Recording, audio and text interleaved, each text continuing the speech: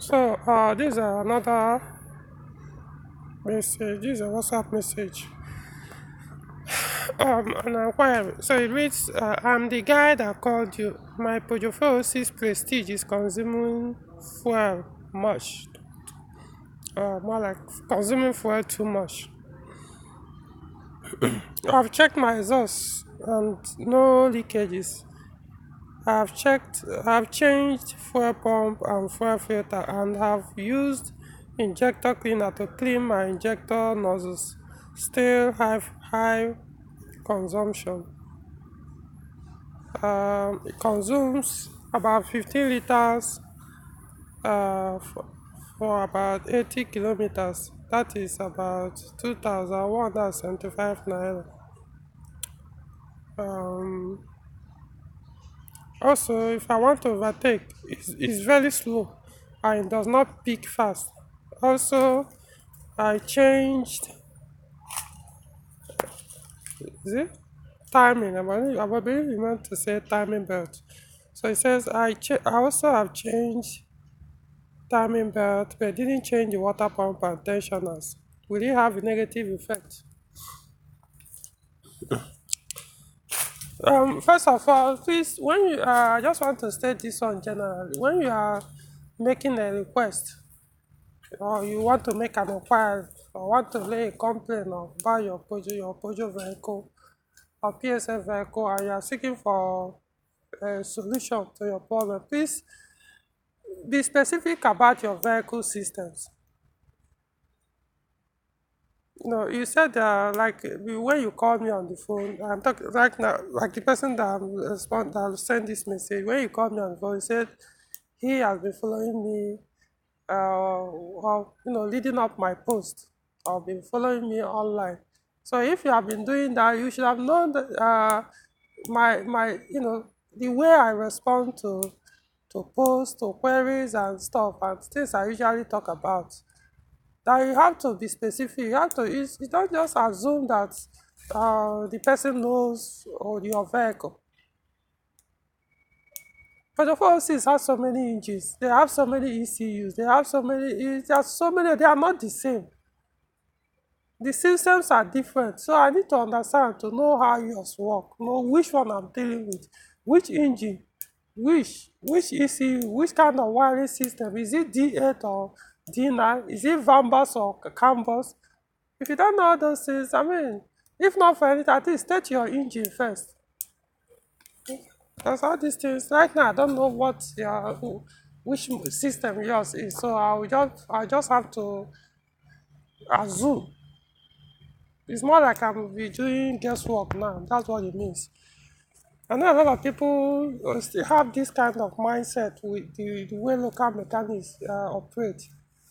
So if you keep having that mindset, trust me, you always be running into problems with your Peugeot car.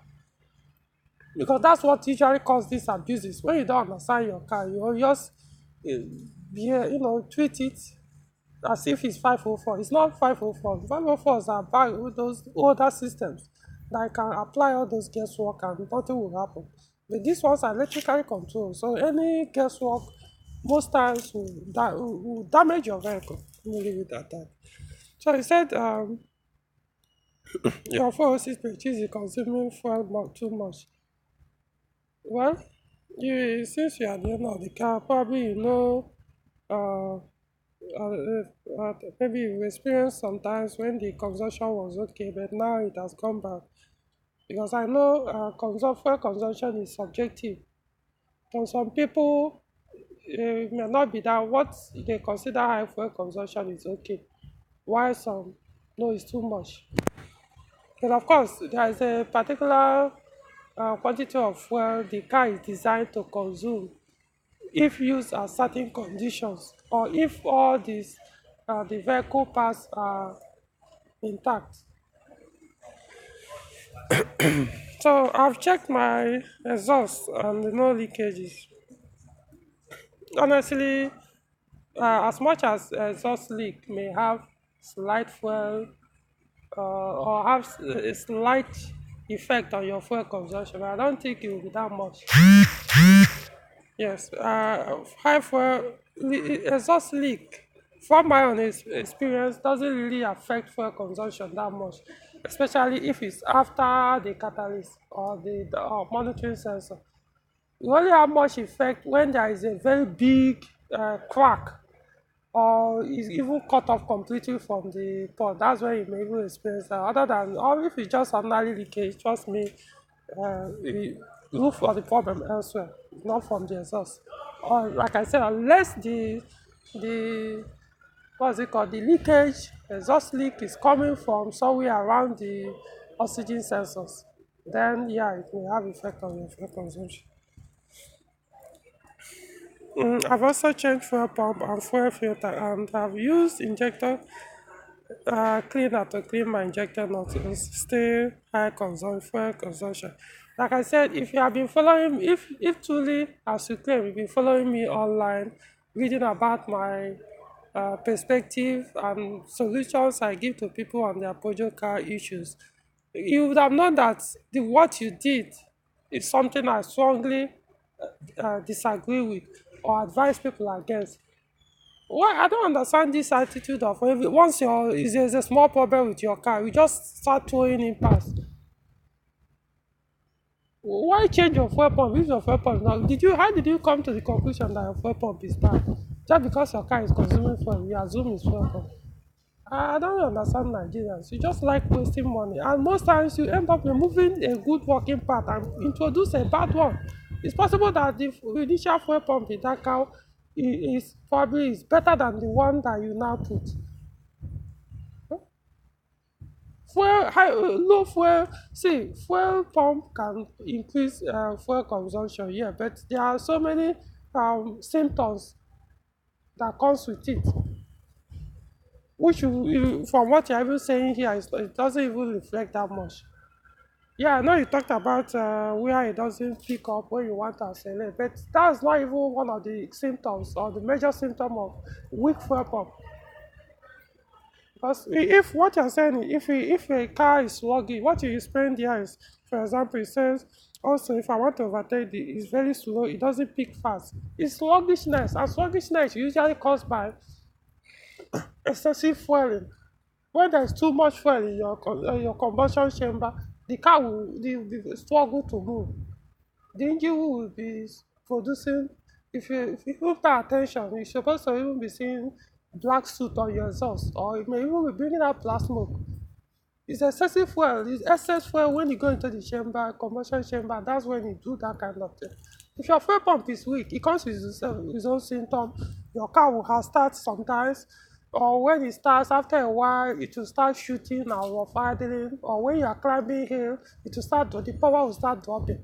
When you go back to the normal level or on a level ground, the car acceleration will improve. Or each time you try to depress the accelerator down to the floor, the power will drop. If you release the accelerator pedal a little, the power will improve again. These are the symptoms of a weak fuel pump. Not just because your car is consuming fuel, you just gotta start changing fuel pump. Anyway, going on, he said you clean your injectors. Yeah, injectors, yes. There's nothing wrong in cleaning injectors. If I'm supposed to be cleaned periodically, unless you have cleaning agents in your fuel tank that can clean it for you without removing the injector. So there's nothing wrong with doing that. However, there are symptoms that injectors should give when they are dirty or partially clogged. So if you don't see those symptoms, don't expect it to be the cause of high fuel consumption. Like when you start it in the morning, the car will struggle to idle smooth. The idles may be shaking or vibrating, and when you accelerate, sometimes it misfires. In fact, sometimes most times when the detectors are dirty, it will behave as if your spark plugs are not working, or like one or two cylinders are not working. So if none of those things, if your engine idles very fine and all those things, why bother going to your fuel injector? But like I said, there's nothing wrong in doing that one. So it's not like it will only create a problem if after cleaning, they mess up with the zero ring on the injectors, and if they are not replaced, it will introduce vacuum leak into the combustion chamber or into the injection system and mess up your fuel consumption. And yeah, consumes about 15 liters for 80 kilometers. Um, well, I don't know which engine and what transmission your car is, but whichever one, it also did not state if it's on highway or city drive that you experience this average fuel consumption, which is 50 liters per 80 kilometers. The price of the fuel doesn't really matter here. What matters is how many liters does it consume at 100 kilometers. So I don't know. So if for notwithstanding, it appears to be on the high side, the 15 liters per 180 kilometers. But another thing you also need to understand is driving style matters. If you drive aggressively inside town, your fuel consumption will go very high. If you are the type that when you will start, once you move your car, you push your RPM till you get well, close to red zone or even the red zone before you shift another to a higher gear. What do you expect? You can consume fuel. But if you are the type when you are driving, especially in the city, if you once you get to 3,000 RPM, you shift to a higher gear. 3,000 RPM, you shift to a higher gear. The consumption will give you the normal consumption that the manufacturer claim, or at least maximum 3,005. Once you start going beyond that 3,000 or 3,005, the consumption will go higher than the manufacturer's claim. So I think I've talked about this. Also, if I want to overtake, it's very slow. It does not pick fast. I've talked about it. So it's sluggishness or something else is making your car engine to behave that way. I also changed timing belt, but didn't change the water pump and tensioner. Will you have negative effect? Yeah, if after changing timing belt without changing the tensioner, timing tensioner, and the water pump,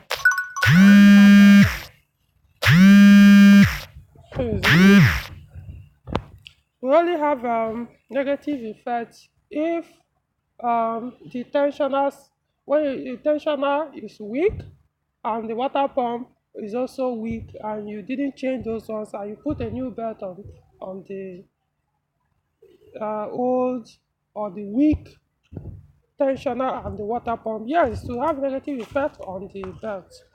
But if they are okay, the tensioner, the timing loader, the water pump, they are okay, and you put the new belt, there won't be any negative.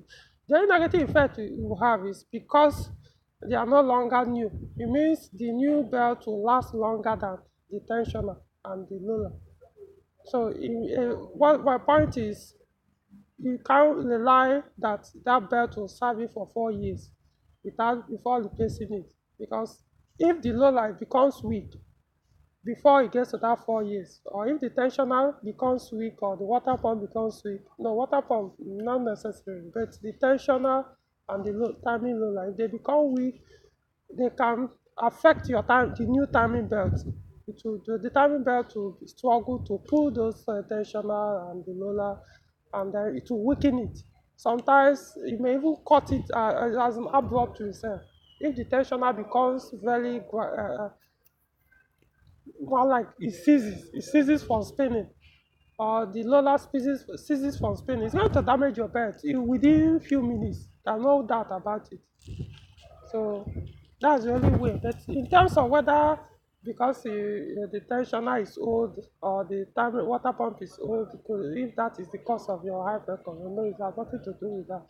Your high fuel consumption can also come from wrong timing. Wrong timing. If they did not tension your belt well, or they didn't set your camshaft with your crankshaft, and they did not sync very well, yes, it will affect the consumption and the way the engine behaves.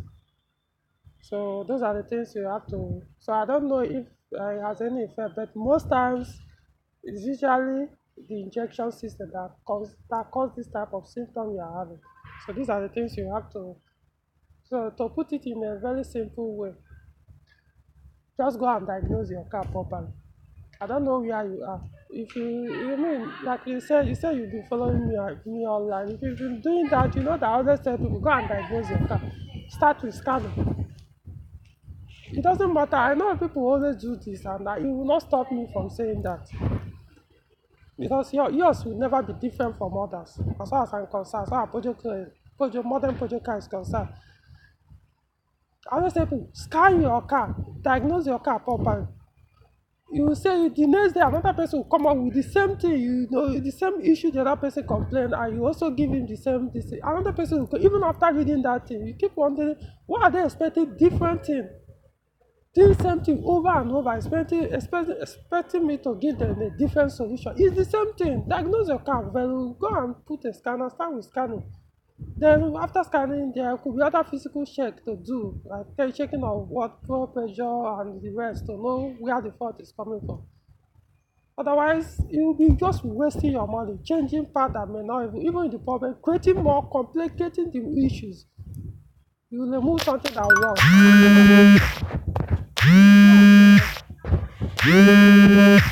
What is it?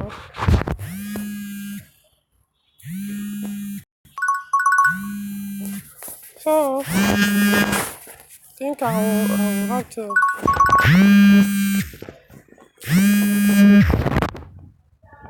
Some people can really be very very annoying. Even when I rejected the call, and you know it means that I'm busy. Anyway, um, so I hope I've explained the best I can about your issue. First of all, find somewhere to diagnose your car. Start with scanning, especially with what's it called, um, a professional scan tool like Peugeot Planet 2000, which is called PP 2000 or Direct Box, or look for any other professional scan tool. Because even what I'm saying now may not even have to do with the EC, or it could even be a wrong wiring connection that is causing all these things. And you are busy spending money, wasting, changing parts, doing this thing. Or it could be the ECU that is already faulty. Maybe something there's a wrong connection somewhere that is affecting the ECU. And so no matter what part you change, the fault must remain there. So these are the things you also need to consider. So find a specialist on Peugeot car and take your car to the person, let him diagnose it. Or you get this car, the diagnosis too, and do it yourself. And remember, it doesn't really stop from what's it called, scanning the vehicle. There are some tools too you may also need to use in checking, like your fuel pressure.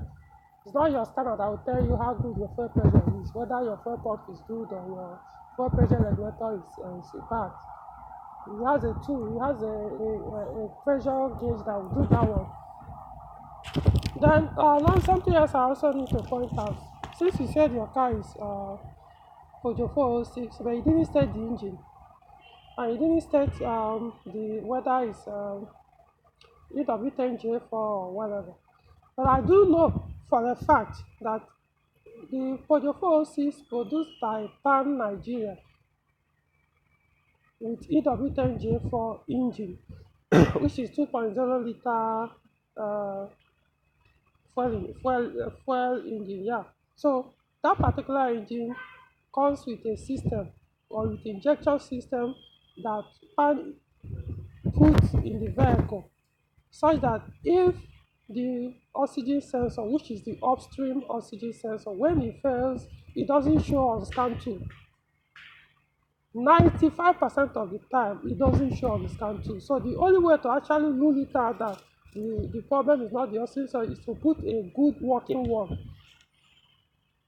So like I said, these are because he did not provide complete full information, so I don't even know.